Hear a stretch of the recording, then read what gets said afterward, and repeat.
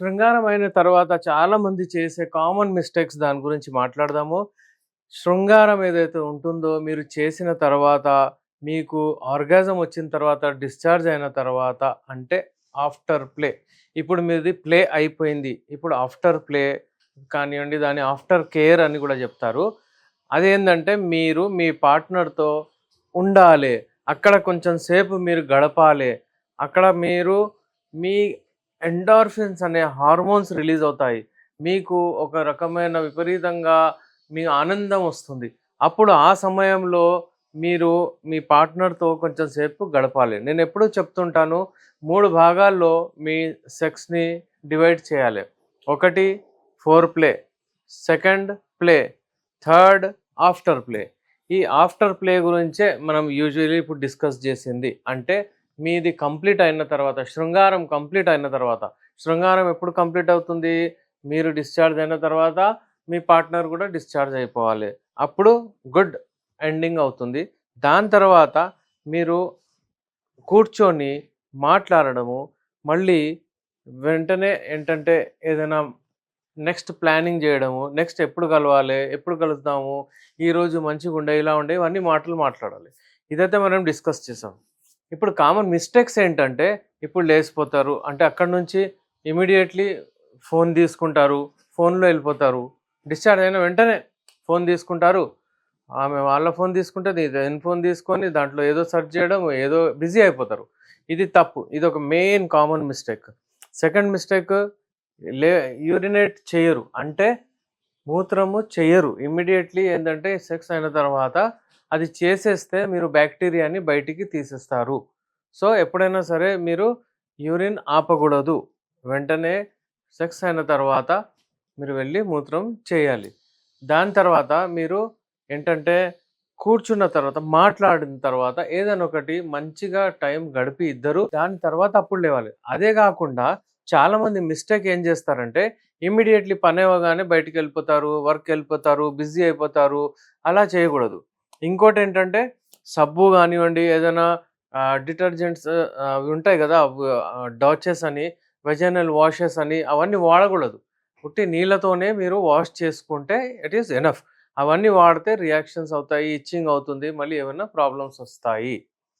So, ఈ ఈ common mistakes ఎప్పుడైనా సరే చేయకూడదు. మీరు శృంగారంలో పార్టిసిపేట్ అయినప్పుడు మీరు, మీరు డివైడ్ కొంచెం టైం తీసుకొనే మీరు స్టార్ట్ చేయండి. ఎందుకంటే ఎండ్ చాలా ఇంపార్టెంట్. దేనికైనా సరే, ఏ ఆట అయినా సరే ఎండ్ చాలా ఇంపార్టెంట్. ఇప్పుడు దీన్ని మీరు ఆట అనుకోండి, ఎక్సర్‌సైజ్ అనుకోండి, ఏమని అనుకోండి. కానీ ఎండ్ మంచిగుండాలి. ఏ పనికైనా మీరు ఎండింగ్ మంచిగిస్తే బావుంటుంది. ఇప్పుడు ఈ సమస్య ఎప్పుడొస్తుంది అంటే పార్ట్నర్‌ని ఒకవేళ మీరు కేర్ జేయకపోతే ఆఫ్టర్ కేర్ అంటారు. అంటే ఆమెతో మాట్లాడడం, ఆమెతో చెప్పడం ఈరోజు ఇలా మంచిగుండే, మనం నెక్స్ట్ టైమ్ అలా చేద్దాము, ఆ భంగిమలో చేద్దాము, ఈ భంగిమలో చేద్దాము. నెక్స్ట్ అంటే ఈ మీటింగ్ కంప్లీట్ అయినప్పుడు నెక్స్ట్ మీటింగ్ గూడా డిసైడ్ చేసుకొని లేవాలి. సో, చాలామంది ఏంటంటే అవన్నీ మిస్ అవుతారు. చిన్న చిన్న మిస్టేక్స్ చేస్తారు. దాని వలన వాళ్ళకు మళ్ళీ కలవాలనే ఆసక్తి ఉండదు. అదొక రకమైన అది ఏదో రొటీన్ అయిపోతుంది. ఎప్పుడైనా వస్తే వెళ్తారు, ఎరెక్షన్ వస్తే చేస్తారు, మరి వెళ్ళిపోతారు.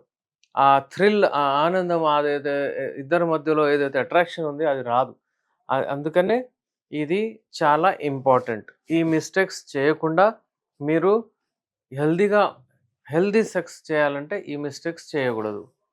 ఇప్పుడు ఇమ్మీడియేట్‌లీ వాళ్ళు ఫోన్ తీసుకొని చూస్తారు. దాంట్లో ఒకవేళ మనము సైంటిఫికల్లీ ఆలోచిస్తే చూడండి ఇమ్మీడియేట్ షిఫ్ట్ అవుతారు. ఇమ్మీడియేట్ వాళ్ళ మూడ్ ఇటు నుంచి అటు వెళ్ళిపోతుంది. అతను ఫోన్‌లో ఉంటాడు. బ్లూ రేస్ ఏవైతే ఉంటాయో అవి రెటినా మీద పడతాయి. అతని అంటే ఆ స్వింగ్ అయిపోతుంది. అతను అక్కడి నుంచి జరిగిపోతాడు. అతనికి ఆ ఇంటెన్షన్స్ అంటే అక్కడ కలవడము, అంటే ఆమె మీద ఇంట్రెస్ట్, ఆ సెక్స్ మీద ఇంట్రెస్ట్ ఎళ్ళిపోతుంది. ఇలాంటప్పుడు ఉట్టిగా అంటే కలవడం, దాని తర్వాత మళ్ళీ ఫోన్‌లు చేసుకోవడం అంటే చాలా ఇబ్బందులవుతాయి. ఎరెక్టైల్ డిస్‌ఫంక్షన్ లాంటి ప్రాబ్లమ్ అబ్బాయికి రావచ్చు. ఎరెక్టైల్ డిస్‌ఫంక్షన్ ఏంటి? ఎప్పుడైతే టైం ప్రకారం కలవాలని ఉంటుంది, ఆ టైం కలవడు. ఆ టైం ఎరెక్షన్ రాదు. ఆ టైం మూడ్ రాదు. అయితే ఈ ఇబ్బందొస్తే అలాంటప్పుడు అతను పెర్ఫార్మ్ చేయలేడు.